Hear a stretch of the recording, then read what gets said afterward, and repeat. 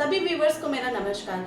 आज मैं बात करूंगी एक ऐसे टॉपिक के बारे में जिसकी चर्चा चारों ओर है। न्यूज़ चैनल हो, सोशल मीडिया हो या फिर डिबेट्स हो, हर जगह ये एक बहुत ही चर्चित मुद्दा बना हुआ है। वो है वक्फ बोर्ड बिल और उसमें लाया हुआ संशोधन।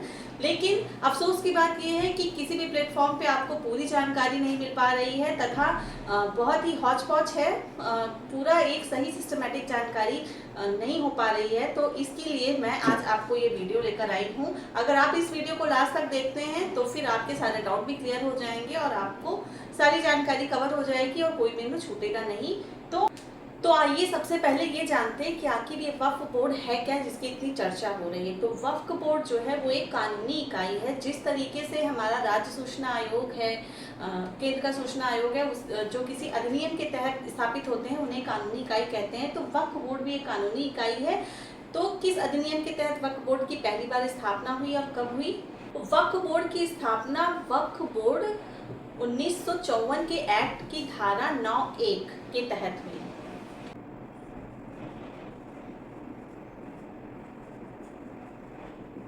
वक्फ एक्ट 1954 की धारा 9(1) के तहत वक्फ बोर्ड की स्थापना हुई।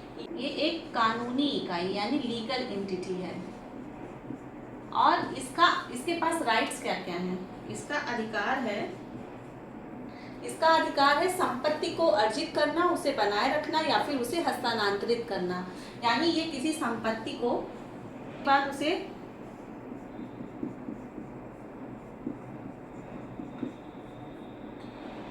बनाए भी रख सकता है और उसे किसी दूसरे को ट्रांसफर भी कर सकता है। अब संपत्ति, कौन सी संपत्ति और किसकी संपत्ति? चल और अचल दोनों। अचल संपत्ति में हम सभी जानते हैं कि लैंड आ गया, कोई बिल्डिंग आ गई, और जो है चल संपत्ति में रुपया, पैसा, कैश या फिर ज्वेलरी वगैरह ये सब आता है। तो हमारा मुस्लिम समुदाय है, उसमें इस्लाम की शिक्षाओं में ज़कात नाम की व्यवस्था है। उसमें क्या होता है कि हर मुस्लिम का ये धर्म समझा जाता है कि अपनी आय का कुछ हिस्सा, लगभग 1/5 हिस्सा लोगों की, गरीबों की सेवाओं के लिए, समाज के उत्थान के लिए दान में देने की बात कही गई है। तो इसके तहत जो दान में चीज़ें मिलती हैं, जो दान में लैंड मिलती है, रुपए पैसा वगैरह मिलता है, उसका मैनेजमेंट देखने के लिए ये वक्फ बोर्ड बनाया गया था। और साथ ही साथ जब भारत पाकिस्तान का विभाजन हो गया था तो भारत के बहुत सारे मुस्लिम ऐसे थे जो यहाँ से विस्थापित होकर पाकिस्तान चले गए थे और उनके पीछे उनके घर जमीन देखने वाला, रहने वाला कोई नहीं था। तो वो भी संपत्तियाँ सब वक्फ बोर्ड के पास चली गई। और कुछ ऐसे व्यक्ति जिनकी कोई संतान नहीं है, जिनका कोई वारिस नहीं है, उत्तराधिकारी नहीं है कोई, वो भी संपत्ति जो है वक्फ बोर्ड के पास चली जाती है। तो इसका पहला अधिकार है कि संपत्ति को अर्जित कर सकता है, ये संपत्ति को बनाए रख सकता है और किसी को भी जिसको चाहे वो ट्रांसफर भी कर सकता है। इसके बाद ये न्यायालय की तरह भी काम करता है।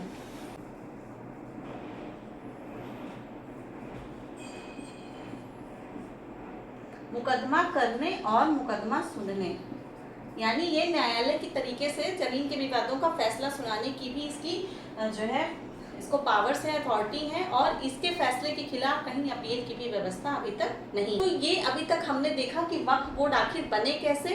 अब पूरे हमारे भारत में कुल 32 वक्फ बोर्ड हैं। और उत्तर प्रदेश और बिहार की बात करें तो वहां पर जो है शिया वक्फ बोर्ड भी हैं। मुस्लिम समुदाय शिया और सुन्नी दो अलग अलग उसमें बटा हुआ है। तो देश में 32 वक्फ बोर्ड है, हर स्टेट में एक वक्फ बोर्ड। ये हो गया कि वक्फ बोर्ड की उत्पत्ति कैसे हुई। अब देखते हैं कि इसकी संरचना, हमने कार्य भी देख लिए, अब इसकी संरचना, यानी बोर्ड है और कानूनी इकाई है तो उसमें कुछ लोग भी होंगे। तो आइए देखते हैं कि इसकी संरचना कैसे। वक्फ बोर्ड पे एक अध्यक्ष होता है और कुछ सदस्य होते हैं। अब कुछ मैं इसलिए कह रही हूँ कि संख्या निर्धारित नहीं है, इसमें मिनिमम 6 और मैक्सिमम 13 सदस्य हो सकते हैं। ये जो सदस्य संख्या है ये सरकार निर्धारित करती है, लेकिन ये जो सदस्य हैं चुने जाते हैं। और ये कौन कौन हो सकते हैं इसके अध्यक्ष और सदस्य? तो कोई भी मुस्लिम जो है वरिष्ठ, कोई रिटायर्ड न्यायाधीश हो गया, कोई वरिष्ठ मुस्लिम समाज सेवी हो, मुस्लिम विधायक या सांसद हो गए, कोई मुस्लिम प्रशासनिक अधिकारी हो गया या फिर कोई मुस्लिम वरिष्ठ नेता हो गया। तो ये सब लोग जो हैं इस बोर्ड के सदस्य या अध्यक्ष होते हैं। अब अभी आगे जब संशोधन की बात करूंगी तो मैं आपको बताऊंगी कि इसमें क्या क्या संशोधन की प्रस्तावना की गई है जिसका कि विरोध हो रहा है। इसमें समस्या ये है कि ये जो है ये चुने जाते हैं, सभी चुने जाते हैं। अब संशोधन में मांग ये की जा रही है कि इनको जो है राज्य सरकार नामित करेगी, इनके जो सदस्य और अध्यक्ष होंगे उनको। साथ ही इसमें अभी तक जो व्यवस्था है कि ये सभी अध्यक्ष और सदस्य समेत सभी लोग जो है मुस्लिम समुदाय से आते थे, तो अब इसमें जो है कम से कम 2 सदस्य गैर मुस्लिम समुदाय से मैंडेटरी होंगे और साथ ही 2 महिला सदस्य को भी चुनाया जाना होगा, जिससे जो है ये थोड़ा सा और जो है इसमें लैंगिक समानता आ जाएगी, महिलाओं को भी सशक्तिकरण मिलेगा। अभी तक इसमें किसी भी महिला सदस्य की बात नहीं कही गई थी। साथ ही जो है काजी और मुफ्ती जो है वो भी इसके सदस्य हो सकते हैं। अब ये जब वक्फ बोर्ड बना 1954 के एक्ट के तहत, तो इस बोर्ड के कार्यों की निगरानी करने के लिए तथा इसको सलाह देने के लिए जो है एक परिषद की स्थापना की 1964 में, यानी कि 1954 से 10 सालों के बाद इसके कार्यों की निगरानी के लिए एक परिषद की स्थापना की गई, जिसका नाम था केंद्रीय भारतीय वक्फ परिषद। यानी एक तरीके से इसका वक्फ बोर्डों का केंद्रीकरण कर दिया गया, क्योंकि अभी तक जो है हर राज्यों में अपने अलग अलग वक्फ बोर्ड होते थे और राज्य सरकार ही इनकी सदस्य की संख्या को निर्धारित करती थी।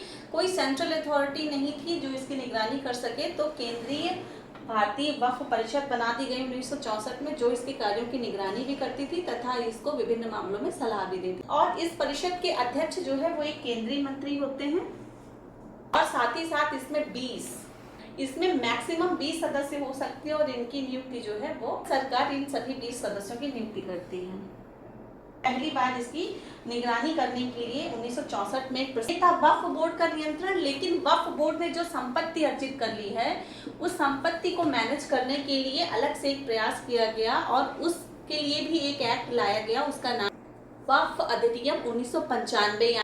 तो ये तीसरा स्टेप था। पहले स्टेप में 1954 में वक्फ बोर्ड बना इस अधिनियम के तहत। इसके बाद जो है इसकी निगरानी के लिए एक केंद्रीय वक्फ परिषद की स्थापना की गई 1964 के एक्ट के साथ। और तीसरे स्टेप में जो है आपका वक्फ अधिनियम बना। इसका काम था कि बोर्ड ने जितनी भी संपत्ति अर्जित कर ली है उसका मैनेजमेंट करना, उसका प्रशासन देखना। आपको ये जानकर हैरानी हो 9,40,000 एकड़ जमीन है और अपने आप में कई देशों की जीडीपी से भी ज्यादा है। रेलवे और डिफेंस के बाद 3rd रैंक पर आता है ये संपत्ति, यानी इतनी संपत्ति पूरे इंडिया में सबसे पहले नंबर पर सिर्फ रेलवे के पास है। इसके बाद जो है रक्षा मंत्रालय के अधीन है और तीसरे नंबर पे जो है वक्फ के पास 9,40,000 एकड़। दान में जो जमीनें प्राप्त होती हैं वो सभी होती हैं और इनका मैनेजमेंट करना वक्फ बोर्ड का काम होता है। और सिर्फ मैनेजमेंट करना ही नहीं बल्कि उस दान में पाई हुई जमीन से कुछ परोपकार का काम करना, मुस्लिमों के उत्थान के लिए काम करना, जैसे मदरसे बनाना, स्कूल बनाना, तथा जो है मुस्लिमों के बीच में जो असमानता है संपत्ति की उसको घटाना इनका काम है। लेकिन वक्फ बोर्ड ने उतना उसके प्रयास इतने सेटिस्फाइंग नहीं रहे जितने की इसकी पोटेंशियल है। इसके लिए फिर संशोधन की आवश्यकता हुई और जेपीसी ज्वाइंट पार्लियामेंट्री कमेटी उसे कहते हैं जिसमें लोकसभा तथा राज्यसभा दोनों के सदस्य होते हैं और कुछ ऐसे मुद्दे होते हैं जो थोड़े पेचीदा टाइप के होते हैं जिनका हल आसानी से नहीं निकलता, उन पे अक्सर ये बनती है।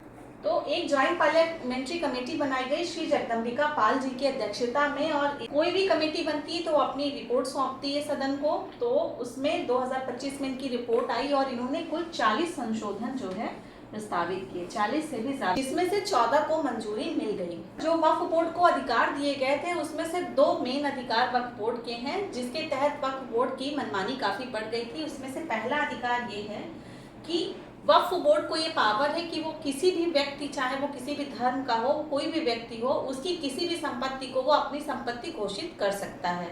व्यक्ति की किसी भी संपत्ति को अपनी संपत्ति घोषित कर सकता है। और दूसरा जो है कि वक्फ बोर्ड एक न्यायालय की तरह भी काम करता है, मैंने आपको बताया। तो इसके फैसले के खिलाफ आप कहीं भी अपील नहीं कर सकते हो, न सुप्रीम कोर्ट में न हाई कोर्ट में। वक्फ बोर्ड जो फैसला सुना देता है वही जो है फैसला मान लिया जाता है, उसके खिलाफ कोई अपील कहीं नहीं कर सकते। तो ये 2 जो है मनमानी थी।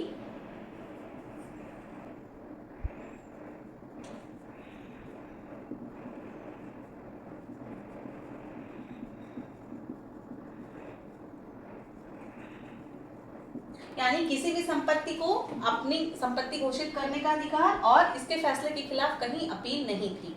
तो ये जो है मनमानी के दायरे में आ रहा था और वक्फ बोर्ड ने मुसलमानों के हित में उतना कार्य नहीं किया जब इसका एवेल्युएशन किया गया, तो इसलिए फिर कुछ संशोधनों की आवश्यकता महसूस हुई। इसीलिए सदन में फिर वक्फ संशोधन बिल को पेश किया गया। तो कौन कौन से संशोधन है जो प्रस्तावित किए गए हैं? मैंने आपको बताया कि 14 संशोधन कुल मंजूर हुए, जिसमें से 4 पे बात चल रही है।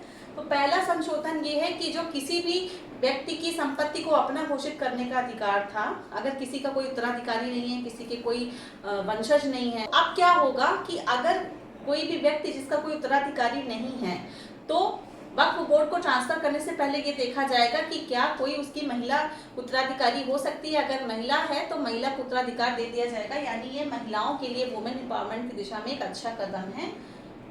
उत्तराधिकारी ना होने पर